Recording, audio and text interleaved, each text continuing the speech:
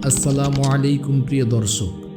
ঈদুল আজহা মানেই ত্যাগ, তাকওয়া আর কুরবানির মহিমা। কিন্তু অনেকেই না জেনে বা ভুল বুঝে এমন কিছু কাজ করে ফেলেন যেগুলো কুরবানিকে অগ্রহণযোগ্য করে দিতে পারে। আজকের ভিডিওতে আমরা জানব কুরবানির সময় মুসলমানেরা সবচেয়ে বেশি যেসব ভুল করে সেগুলো কি কি, যেন আমরা নিজেরা সচেতন হতে পারি এবং অন্যকেও জানাতে পারি। সর্বপ্রথম আমরা যে ভুলটি করি সেটি হচ্ছে কুরবানির নিয়ত না করা বা ভুল নিয়ত করা। অনেকেই গরু বা ছাগল কিনেন, কুরবানি দেন, কিন্তু নিয়ত করেন না। মনে মনে বলেন না, আল্লাহর সন্তুষ্টির জন্য আমি এই কুরবানি দিচ্ছি। ইসলামের নিয়ত অত্যন্ত গুরুত্বপূর্ণ। রসুল সাল্লাল্লাহু আলাইহি ওয়াসাল্লাম বলেন, সমস্ত কাজের ফল নির্ভর করে নিয়তের ওপর। ভুল নিয়তের উদাহরণ, যেমন আমরা অনেকেই মনে মনে এরকম ভুল নিয়ত করে ফেলি। সেগুলো হচ্ছে লোকে কি বলবে এই কারণে কুরবানি করা, সামাজিক স্ট্যাটাস দেখানোর জন্য কুরবানি করা। এই দুইটির মধ্যে কোনোটি যদি আপনার মনে ধারণা আসে তাহলে আপনার কুরবানি গ্রহণযোগ্য হবে না। সেজন্য আমাদের উচিত সঠিক নিয়ত করা। আর সঠিক নিয়তটি হচ্ছে, হে আল্লাহ, আমি তোমার সন্তুষ্টির জন্য এই কুরবানি দিচ্ছি। তারপরে যে ভুলটি আমরা করি, অযোগ্য পশু কুরবানি করা। অনেকে কুরবানির পশু কেনার সময় খেয়াল করেন না পশুটি আসলে কুরবানির গ্রহণযোগ্য কি না। এই বিষয়গুলো আপনারা খতিয়ে দেখেন না, সেই কারণে আপনার অজান্তেই আপনার কুরবানিটা কবুল হচ্ছে না। সেগুলো আমাদেরকে ভালোভাবে জেনে নেওয়া দরকার। তার মধ্যে যে 4টি গুরুত্বপূর্ণ জিনিস আপনাকে দেখে পশু ক্রয় করতে হবে। 1 নাম্বার হচ্ছে পশুটি অন্ধ কিনা। 2 নাম্বার হচ্ছে পশুটি খোঁড়া কিনা বা এক কান কাটা কিনা। যদি কান কাটা থাকে তাহলে সেই পশু কোরবানির যোগ্য হবে না।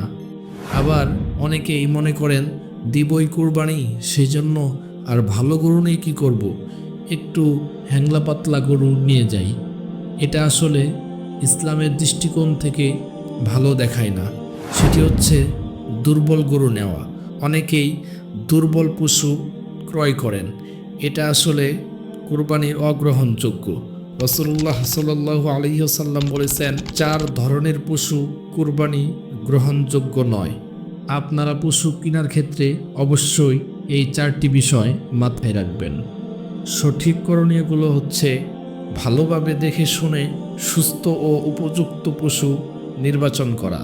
কুরবানির সময় পশুর প্রতি নিষ্ঠুরতা। অনেকেই পশুকে মারধর করে, রশি নিয়ে টেনে হিঁচড়ে আনে, পানি খাওয়ায় না। এমন আচরণ ইসলামে নিষেধ। রাসূল সাল্লাল্লাহু আলাইহি ওয়াসাল্লাম বলেছেন, তোমরা যখন কুরবানি করবে তখন সুন্দরভাবে করো। আপনাকে অবশ্যই মায়া, মহব্বত এবং ভালোবাসা দেখাতে হবে। পশুকে আদর করতে হবে। কুরবানির আগে পানি খাওয়ানো। ধারালো ছুরি ব্যবহার করে দ্রুত ও কষ্টহীনভাবে জবাই করা। মাংস বন্টনে অবিচার। অনেকে গরিবদের অংশ কম দেয়, আত্মীয়দের দেয় না বা পুরোটাই নিজেরা রেখে দেন। এটা কুরবানির রুহানিয়ত নষ্ট করে দেয়। কুরবানির নির্দেশ, তারা যেন কুরবানির গোশত খায় এবং গরিব মিসকিনদের খাওয়ায়। সঠিক করণীয়গুলো হচ্ছে গোশত 3 ভাগ করা, নিজের জন্য, আত্মীয়দের জন্য এবং গরিবদের জন্য। কুরবানিকে শুধুই সামাজিক রেওয়াজ মনে করা। অনেকে কুরবানিকে শুধুই ঈদের একটা রেওয়াজ ভাবে। এই মনোভাব কুরবানির আসল উদ্দেশ্যকে ধ্বংস করে দেয়। আসলে কুরবানি মানে হচ্ছে তাকওয়া, আল্লাহর প্রতি ভালোবাসা ও আত্মসমর্পণ। কুরআন বলে, আল্লাহর কাছে পৌঁছায় না পশুর গোশত বা রক্ত, বরং পৌঁছায় তোমাদের তাকওয়া। এই বিষয়ে আমাদের সঠিক দৃষ্টিভঙ্গি রাখা দরকার। সেগুলো হচ্ছে কুরবানিকে ইবাদত হিসেবে পালন করা এবং আর্থিক উন্নতির সুযোগ হিসেবে নেওয়া। প্রিয় ভাই ও বোনেরা, আমাদের ছোট ছোট ভুল অনেক বড় ক্ষতির কারণ হতে পারে। এই ঈদে আসুন আমরা সবাই সচেতন হই, ভুলগুলো এড়িয়ে চলি আর আল্লাহর সন্তুষ্টি অর্জনের জন্য চেষ্টা করি। ভিডিওটি যদি আপনাদের উপকারে আসে তাহলে লাইক দিন, অন্যদের সাথে শেয়ার করুন আর সাবস্ক্রাইব করুন আমাদের এই চ্যানেল।